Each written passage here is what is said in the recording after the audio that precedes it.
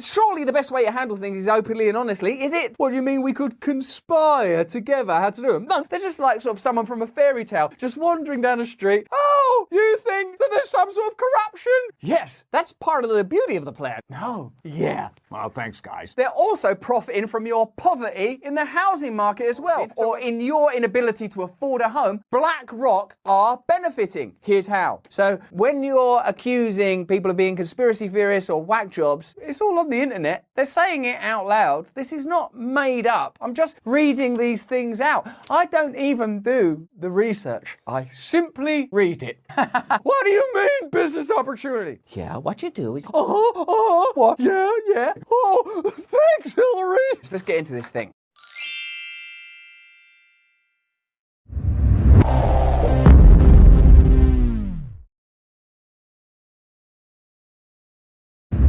BlackRock has done a deal with Zelensky to reconstruct Ukraine after the war. But don't start thinking that a taxpayer-funded war where billions of your dollars end up in the military-industrial complex means that there's anything to consider or anything to think about when it comes to the origins of this conflict or the desired outcome. Because that would make you, where's my bloody hat? Hello there, you 6 million awakening wonders. Thanks for joining me on this voyage towards truth and freedom, and Lord alone knows I suffer with you. This is not easy, is it? To be alive in this world, to feel sadness, to feel fear, to feel anger, to feel that you can't trust people that govern you, to feel that you can't trust the media, to feel that perhaps they are cooperating with one another in order to create a deluge of false information and white noise that prevents you from ascertaining the truth. Because between us, surely we can create a better world. Surely we can. And if we can't, you know who can? BlackRock. That's right, it's a superhero played by Dwayne Johnson. That's Black Adam. BlackRock, as you know, is an investment company. Today's story is that BlackRock and Zelensky have done a deal to reconstruct Ukraine after the war. Who's going to benefit from this situation? And does that present us with the possibility to inquire about the origins of this war, the nature of this war, the funding of this war in a way that in any way contradicts the Putin is evil, Russia is bad, their invasion is criminal, all of which is bloody true, but surely the best way to handle things is openly and honestly, is it? Let's get into this thing. Last week, BlackRock CEO Larry Fink and Ukrainian President Volodymyr Zelensky agreed to coordinate investment efforts to reconstruct Ukraine. Let's coordinate these investment elements. What do you mean we could conspire together how to do them? No, not conspire, just collaborate. And again, I'm not saying that Zelensky is anything other than a heroic leader of Ukraine. I'm saying that BlackRock's involvement in the reconstruction of Ukraine means it's ultimately going to be profitable because the investment company BlackRock don't do things that aren't profitable the same way as Pfizer don't do things that aren't profitable. And if you have the media unwilling to give you balanced reporting on a subject upon which massive, powerful interests stand to substantially benefit, maybe this is just another one of those crises that's hugely profitable for some of the world's most powerful interests, but what they're trying to do is humanitarian. You know, like the pandemic. By accident, it was really profitable for everyone. But what they were trying to do was help. And then just by accident, they're just like sort of someone from a fairy tale, just wandering down the street, helping people, and just a load of gold ends up in their pocket. Critics have complained that BlackRock's new role in Ukraine could draw accusations of corruption. When did you become so cynical, man? With some noting that the company's managing director, Eric Van Nostrand, was hired straight into a senior advisory position in the Biden administration's Treasury Department just this past August, explicitly to shape US economic policy on Russia and Ukraine. Oh, you think just because the company's managing director, Eric Van Nostrand, was hired straight into a senior advisory position in Biden's administration, and now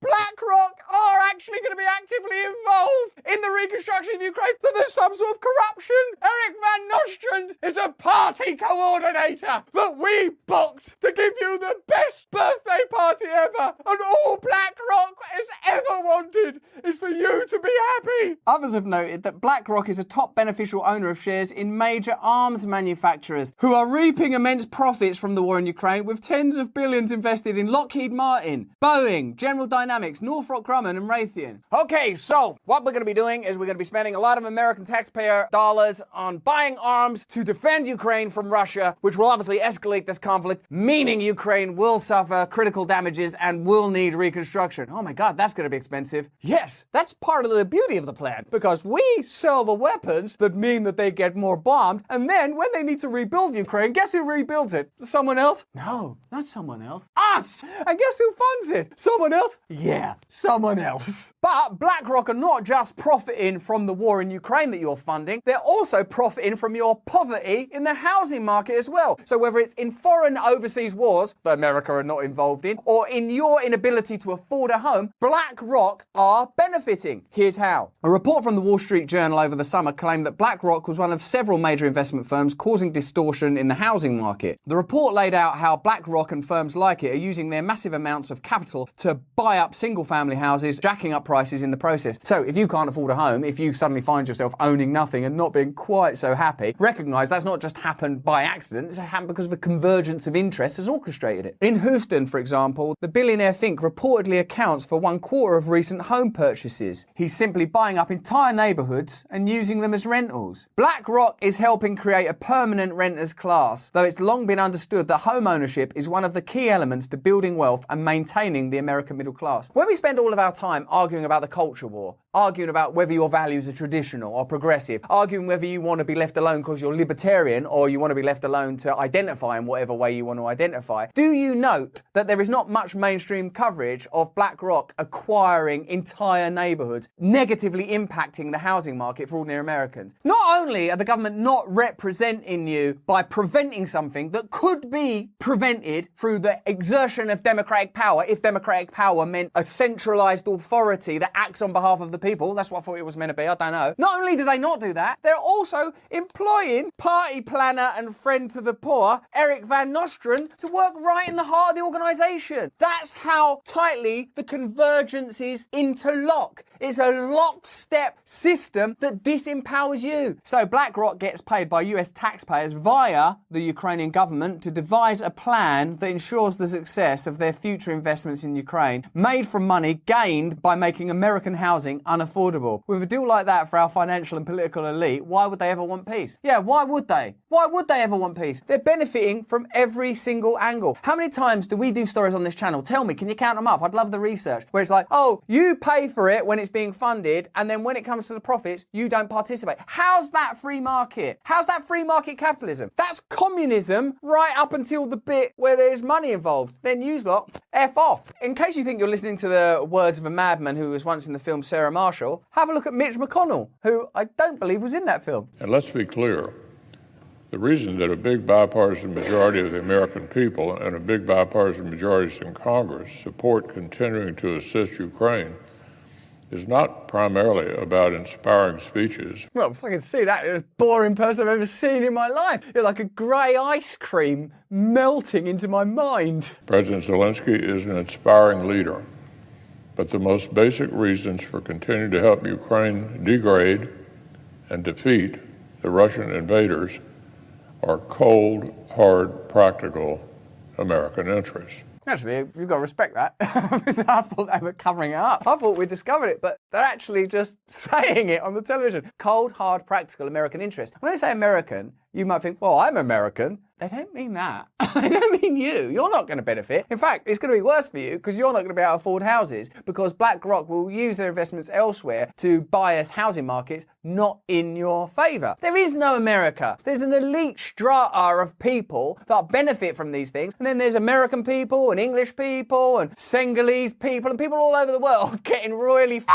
Helping equip our friends in Eastern Europe to win this war is also a direct investment in reducing Putin's future capabilities to menace American, threaten our allies, and contest our core interests. Fucking hell, I think Mitch McConnell is using boringness to conceal the fact that he's just actually revealed centralist, globalist conspiracy. Actually, really, we can't lose here because we won't have troops involved. We'll use Ukrainian troops. And of course, we've been agitating Russia through NATO infringement on decrees that were made with Gorbachev in the late 90s. And we're all going to profit from it because we don't want a powerful Russia. We want a unipolar world. And when I say unipolar world, we don't mean American hegemony that means the American way of life will benefit ordinary Americans.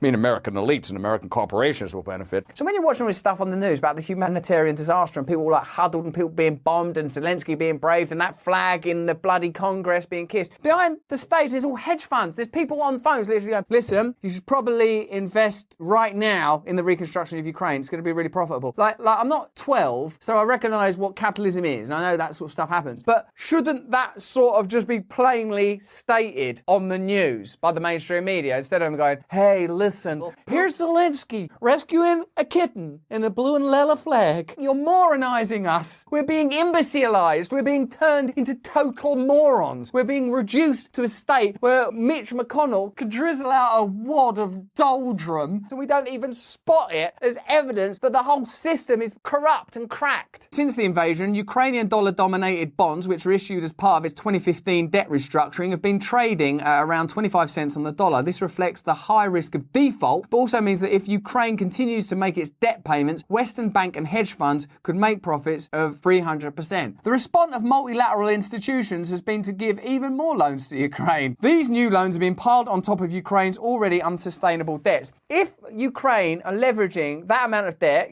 seems like some of it's going to be profitable for the lenders based on what we're discerning here. The IMF leverages aid loans to push governments to adopt policies friendly to foreign investors. The IMF is funded by and represents Western financial capital and governments and has been at the forefront of efforts to reshape economies around the world for decades, often with disastrous results. Now, the results were disastrous there, but we're going to give you another chance. Well, thanks, guys. And that's why suddenly you get people criticising the left from positions that traditionally would have been regarded as the left, and now those people, like me, have to be called conspiracy theorists or nutters, because the alternative to all of us being nutters and conspiracy theorists would be for them to have some principles and to have some morals and to have some values. And there ain't no way they're doing that. If Western governments were serious about helping Ukrainians amid a devastating war, they would push for those debts to be cancelled. And they are serious, because you see it on the mainstream media every night. So soon they'll be pushing for those debts to be cancelled, right?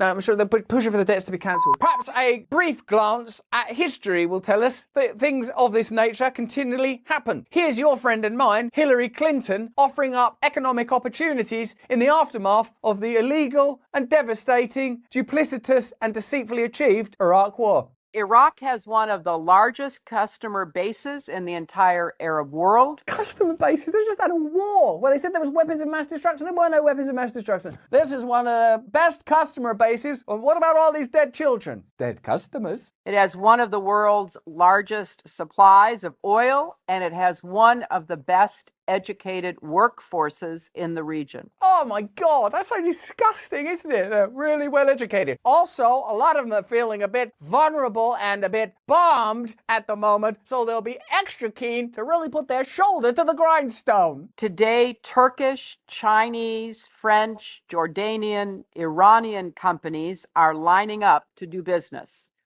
But very honestly, we see too few American companies alongside our soldiers and our diplomats. Get in there and exploit those poor people. Iraqis are looking to rebuild every sector of their economy.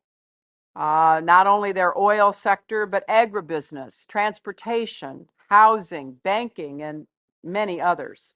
And so it's time for the United States to start thinking of Iraq as a business opportunity. Start thinking of it as one. I think you've been thinking of it as a business opportunity from the beginning. But that don't happen anymore. No one's thinking of Ukraine as a business opportunity. And to say that that's even a possibility makes you and me conspiracy theorists. And the sacrifice that the Iraqi people have made for your freedom is one that we highly respect. The sacrifice Iraqi people have made, that's, I think, 1 million children, certainly people, died in that conflict. That's a sacrifice for your economic freedom. Justin Trudeau now says that violence is violence against the economy. Way back there, that trailblazer, that glass ceiling shatterer, Hillary Clinton, was saying that freedom means freedom to make money from dead children. So when you're accusing people of being conspiracy theorists or whack jobs, it's all on the internet. They're saying it out loud. This is not made up. I'm just reading these things out.